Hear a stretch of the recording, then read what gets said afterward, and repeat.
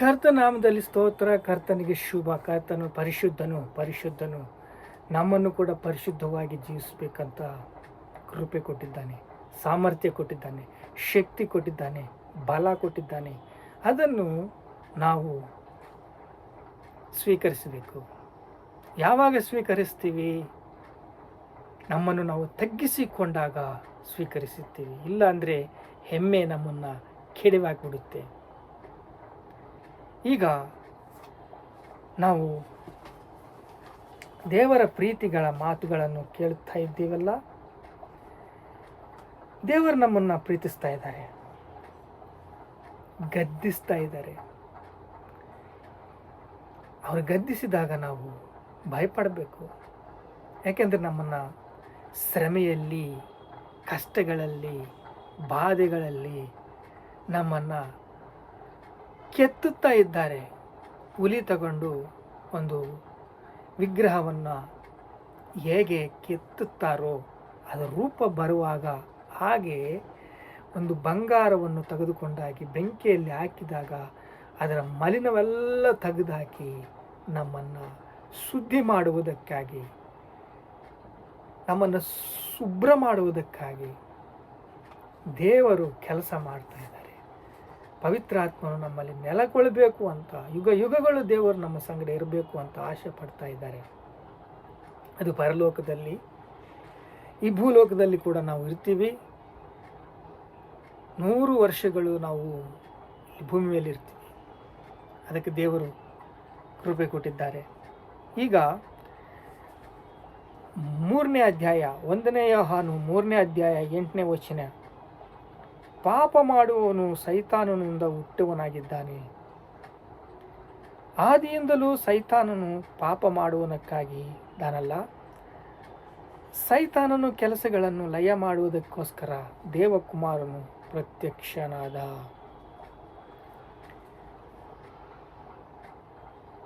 ಸೈತಾನನು ಕೆಲಸಗಳನ್ನು ಲಯ ಮಾಡುವುದಕ್ಕೋಸ್ಕರವೇ ದೇವಕುಮಾರನು ಪ್ರತ್ಯಕ್ಷನಾದ. ದೇವಕುಮಾರನು ಪ್ರತ್ಯಕ್ಷನಾಗಬೇಕು ಅಂದರೆ ನಾವು ಆತ್ಮೀಯ ಹೋರಾಟ, ಯುದ್ಧ ಮಾಡಬೇಕು. ಯುದ್ಧ ಯಾರ ಸಂಗಡ ಯುದ್ಧ ಮಾಡಬೇಕು? ಕುಟುಂಬದಲ್ಲಿ, ಗೃಹ,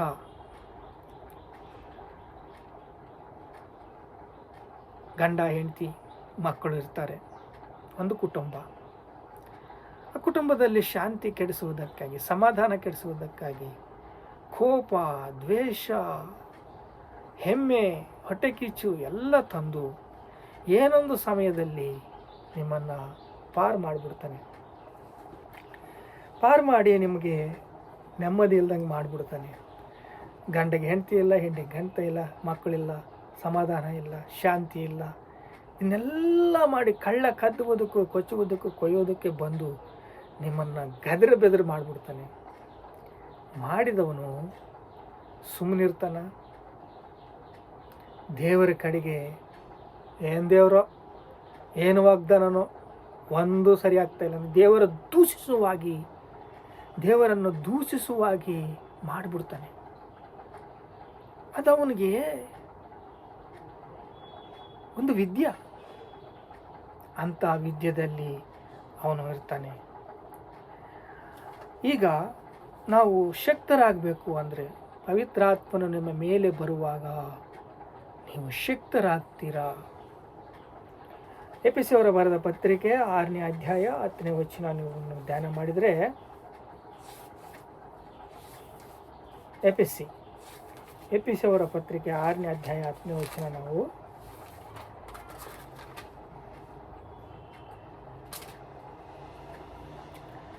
ಕಡೆ ಮಾತೇನೆಂದರೆ, ನೀವು ಕರ್ತನನ್ನು ಆತನ ಅಧಿಕ್ಯವಾದ ಶಕ್ತಿಯನ್ನು ಆಶ್ರಯಿಸಿಕೊಳ್ಳುವವರಾಗಿ ಬಲಗೊಳ್ಳಿರಿ. ಕರ್ತನ ಶಕ್ತಿ ನಿಮ್ಮಲ್ಲಿ ಇದ್ದರೆ ನೀವು ಬಲವಂತಿರ.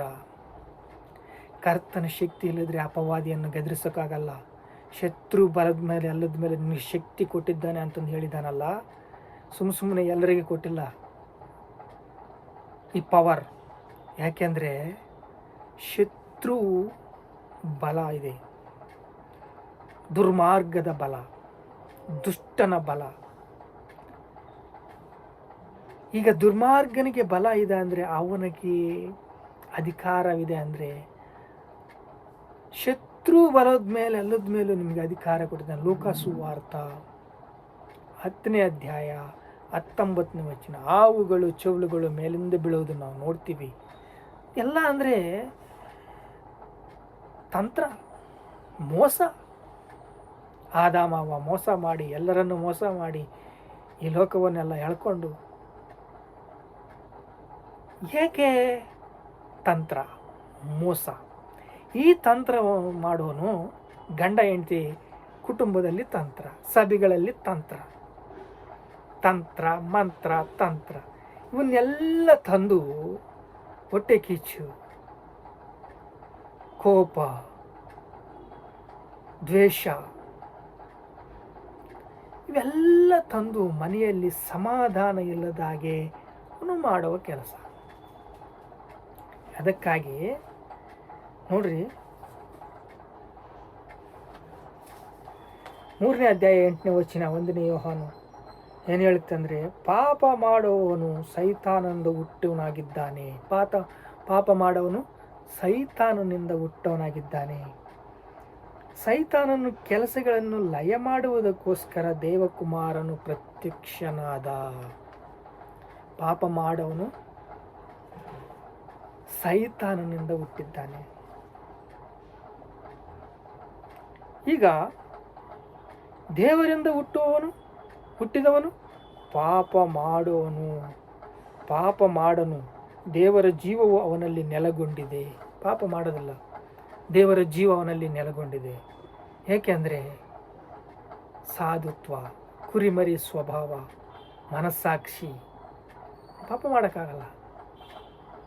ದೇವರ ಕುಮಾರನಾಗಿರ್ತಾನೆ, ದೇವರ ಕುಮಾರ್ತೆಯಾಗಿರ್ತೀಯ. ಅದಕ್ಕಾಗಿ ನಾವು ಕರ್ತನ ಶಕ್ತಿಯನ್ನು ಅನುಭವಿಸಬೇಕು. ಕರ್ತನ ಶಕ್ತಿ ಎಲ್ಲಿಂದ ಬರುತ್ತೆ? ಪವಿತ್ರಾತ್ಮ ನಿಮ್ಮ ಮೇಲೆ ಬರುವಾಗ ನೀವು ಶಕ್ತಿವಂತರು ಹೇಗೆ ಆಗ್ತೀರಾ?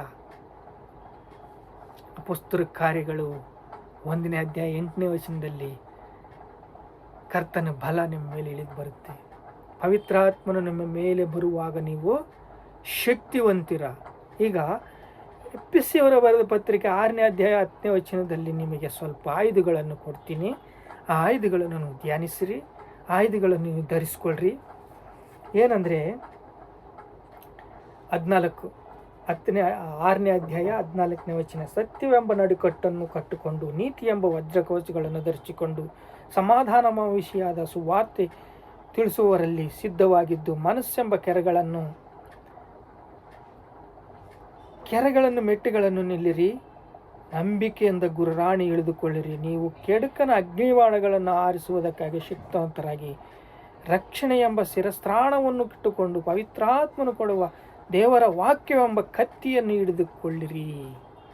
ಇಷ್ಟು ಆಯುಧಗಳು ನಿಮ್ಮ ಹತ್ರ ಇದ್ದರೆ, ಸತ್ಯವಾದ ದಟ್ಟಿ, ನೀತಿ ಎಂಬ ವಜ್ರ ಕವಚ ಎಲ್ಲ ಧರಿಸಿಕೊಂಡು ಇದ್ದರೆ, ಈ ಲೋಕಾಧಿಪತಿ ಮೇಲೆ ಸರ್ವಾಯುಧಗಳನ್ನು ಧರಿಸಿಕೊಳ್ಳಿರಿ. ನಾವು ಹೋರಾಡುವುದು ಮನುಷ್ಯ ಮಾತ್ರವಲ್ಲ, ರಾಜ್ಯತ್ವಗಳ ಮೇಲೆ, ಅಧಿಕಾರಿಗಳ ಮೇಲೆ, ಅಂಧಕಾರ ಲೋಕಾಧಿಪತಿ ಮೇಲೆ, ಆಕಾಶ ಮಂಡಲದಲ್ಲಿರುವ ದುರಾತ್ಮ ಸಮೂಹಗಳ ಮೇಲೆ ನಾವು ಯುದ್ಧ ಮಾಡ್ತಾ ಇದ್ದೀವಿ. ಸಣ್ಣ ಪ್ರಾಸೆಸ್ ಅಲ್ಲ ಇದು. ಕ್ರೈಸ್ತರಂದರೆ, ಸಾಧುತ್ವ ಅಂದರೆ, ನಂಬಿಕೆ ಅಂದರೆ ನೀತಿ ಸತ್ಯ ಮುದ್ದಾಡ್ತಾ ಇದ್ದಾವಂತೆ. ನೀತಿ ಸತ್ಯವು ನೀತಿಯಾಗಿ ಜೀವಿಸಬೇಕು ಅಂದರೆ ಎಷ್ಟು ಕಷ್ಟ ಎಲ್ಲರಿಗೂ ಗೊತ್ತದು.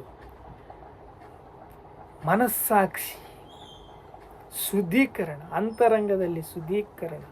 ಪವಿತ್ರಾತ್ಮನು ನಿಮ್ಮ ಮೇಲೆ ಬಂದು ಪಾಪಗಳನ್ನು ಬಯಸಿ ಒಪ್ಪಿಸಿಕೊಟ್ಟಾಗ, ನಿಮ್ಮ ಹೃದಯ ಅಂತರಂಗ ಶುದ್ಧೀಕರಣ ಆದಾಗ ನೀವು ಬಾಪ್ತಿಸವಂತಿರ, ಮಾರು ಮನಸ್ಸುವಂತಿರ.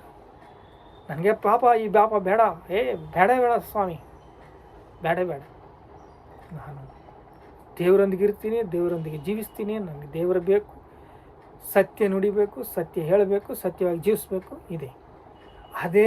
ಅದನ್ನು ಮಾಡುವುದಕ್ಕಾಗಿ ಯೇಸು ಕ್ರಿಸ್ತನು ಭೂಮಿ ಮೇಲೆ ಬಂದಿದ್ದು. ಹೆಂಗಾಗಿ ಬಂದಿದ್ದಾನೆ? 3ನೇ ಅಧ್ಯಾಯ 8ನೇ ವಚನ ಏನು ಹೇಳುತ್ತೆ ಅಂದರೆ, ಪಾಪ ಮಾಡುವನು ಸೈತಾನನಿಂದ ಹುಟ್ಟುವನಾಗಿದ್ದಾನೆ, ಆದಿಯಿಂದಲೂ ಸೈತಾನನು ಪಾಪ ಮಾಡುವುದನ್ನಲ್ಲ, ಸೈತಾನನ ಕೆಲಸಗಳನ್ನು ಲಯ ಮಾಡುವುದಕ್ಕೋಸ್ಕರ ದೇವಕುಮಾರನು ಪ್ರತ್ಯಕ್ಷನಾದನು. ಸೈತಾನನು ಕೆಲಸಗಳನ್ನು ಲಯಪಡಿಸುವುದಕ್ಕೆ ದೇವಕುಮಾರನು ಪ್ರತ್ಯಕ್ಷನಾದನು. ಯೇಸು ಕ್ರಿಸ್ತನು ನಮಗೆ ಪ್ರತ್ಯಕ್ಷನಾಗಿದ್ದು ನಮ್ಮ ಪಾಪಗಳನ್ನು ಬಯಸುವುದಕ್ಕೆ ಈ ಭೂಲೋಕದಲ್ಲಿ ಪಾಪವೆಲ್ಲವನ್ನು ಶಿಲುಬೆ ಮೇಲೆ ಹೊತ್ತಿದ್ದಾನೆ, ರಕ್ತ ಸುರಿಸಿದ್ದಾನೆ, ಪ್ರಾಣ ಕೊಟ್ಟಿದ್ದಾನೆ, ನಿತ್ಯ ಜೀವವು ನಮಗೆ ಕೊಟ್ಟಿದ್ದಾನೆ, ಮೋಕ್ಷಕ್ಕೆ ಮಾರ್ಗ ತೋರಿಸಿದ್ದಾನೆ, ನಿತ್ಯ ಮಾರ್ಗವನ್ನು ಅಂತ ತೋರಿಸಿದ್ದಾನೆ. ನಾವು ಜೀವಿಸುವಂತಾಗಿ, ಯುಗ ಯುಗಗಳು ಜೀವಿಸುವಂತಾಗಿ, ಆತ್ಮಕ್ಕೆ ಸಾವಿಲ್ಲ. ಈ ಆತ್ಮಗೆ ಇಲ್ಲೇ ಆತ್ಮ ದೇವರ ಹತ್ರಗೆ ಹೋಗುತ್ತೆ, ಅದು ನರಕದಲ್ಲಿರುತ್ತಾ? ನಿಮಗೆ ತೀರ್ಪಿದೆ. ದೇವರ ಮಕ್ಕಳಿಗೆ, ಯೇಸು ಕ್ರಿಸ್ತು ಮಕ್ಕಳಿಗೆ ತೀರ್ಪಿಲ್ಲ.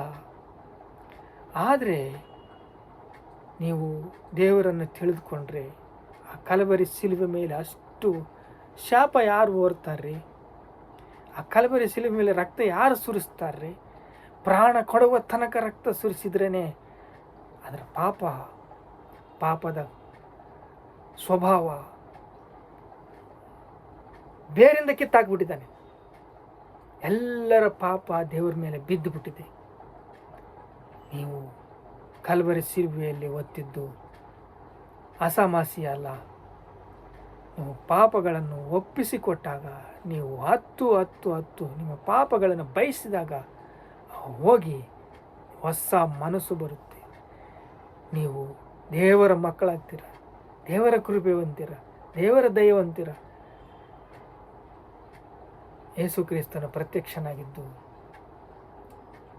ಅಪವಾದಿ ಕ್ರಿಯೆಗಳನ್ನು ಲಯಪಡಿಸುವುದಕ್ಕೆ ನಮ್ಮನ್ನು ಬಲಪಡಿಸಿದ ದೇವರಿಗೆ ಸ್ತೋತ್ರ. ಎಷ್ಟು ಆಯುಧಗಳನ್ನು ಕೊಟ್ಟು ಯುದ್ಧ ಮಾಡಿ ಒಂದು ಸುಳ್ಳನ್ನು ಎದುರಿಸುವುದಕ್ಕೆ, ಮೋಸವನ್ನು ಎದುರಿಸುವುದಕ್ಕೆ, ಕೋಪ, ದ್ವೇಷ, ಅಸೂಯ ಎಲ್ಲವನ್ನು ಎದುರಿಸುವುದಕ್ಕೆ ಶಕ್ತರಾಗಬೇಕು ಅಂದರೆ ದೇವರು ಕೊಡುವ ಸರ್ವಾಂಗ ಕವಚ ಧರಿಸಬೇಕು, ನೀತಿಯದ್ದ ವಜ್ರ ಕವಚ ಧರಿಸಬೇಕು, ಸತ್ಯವೆಂಬ ನಡಿಕಟ್ಟು, ನಂಬಿಕೆ ಎಂಬ ಗುರರಾಣಿ, ಕೆರೆಗಳು, ಸುವಾರ್ತೆ ಎಂಬ ಕೆರೆಗಳು. ಸುವಾರ್ತೆ ಹಂಚಬೇಕು. ನೀನು ಸಂತೋಷ ಪಟ್ಟಿದೀಯಾ, ಸಮಾಧಾನ ಪಟ್ಟಿದೀಯಾ, ಆ ಸಮಾಧಾನ ಇತರರಿಗೆ ಹಂಚಬೇಕು. ಪ್ರಾರ್ಥನೆ ಮಾಡಿಕೊಳ್ಳೋಣ. ತಂದೆ, ನಿಮಗೆ ಸ್ತೋತ್ರ. ನಂಬಿಕೆ ಎಂಬ ಗುರರಾಣಿ. ಹೌದು ಸ್ವಾಮಿ, ದೈವಕುಮಾರನು ಈ ಲೋಕದಲ್ಲಿ ಪ್ರತ್ಯಕ್ಷನಾಗಿದ್ದು ಅಪವಾದಿ ಕ್ರಿಯೆಗಳು ಲಯಪಡಿಸುವುದಕ್ಕೆ ದೈವಕುಮಾರನು ಪ್ರತ್ಯಕ್ಷನಾದ. ಸ್ವಾಮಿ, ಕಳ್ಳ ಕಚ್ಚುವುದಕ್ಕೂ ಬರ್ತಾನೆ, ಮೋಸ ಮಾಡ್ತಾನೆ, ನರಕಕ್ಕೆ ಆತ್ಮನ ಎಳ್ಕೊಂಡು ಹೋಗ್ಬಿಡ್ತಾನೆ. ಹಂಗಿರಬಾರ್ದಪ್ಪ. ವಿಶಾಲ ಮಾರ್ಗದಲ್ಲಿ ಹೋಗಬಾರ್ದಪ್ಪ. ಇಕ್ಕಟ್ಟಾದ ಮಾರ್ಗದಲ್ಲಿ ನಾವು ಹೋಗಬೇಕು. ಅನೇಕರನ್ನು ಕ್ರೈಸ್ತರ ಕಡೆಗೆ ತಿರುಗಿಸಬೇಕು. ಕೃಪೆ, ದಯೆ, ಕನಿಕರ, ಸಾಧುತ್ವ ಈ ಜೀವಿತ ಬೇಕು ಸ್ವಾಮಿ. ಅಪ್ಪ, ನೀವು ಬಲ ಕೊಡ್ರಿ. ಪವಿತ್ರಾತ್ಮ ನಿಮ್ಮ ಮೇಲೆ ಬರುವಾಗ ಬಲವಂತಿರಂದಿರ. ನಿಮಗೆ ಸ್ತೋತ್ರ, ಸ್ತುತಿ, ಮಹಿಮ, ಘನತ, ಪ್ರಭಾವಗಳು ಯೇಸು ಕ್ರಿಸ್ತು ನಾಮದಲ್ಲಿ ಚೆಲ್ಲಿಸ್ತಾ ಇದ್ದೇವೆ ತಂದೆ ಸ್ವಾಮಿ. ಆಮೇನ್.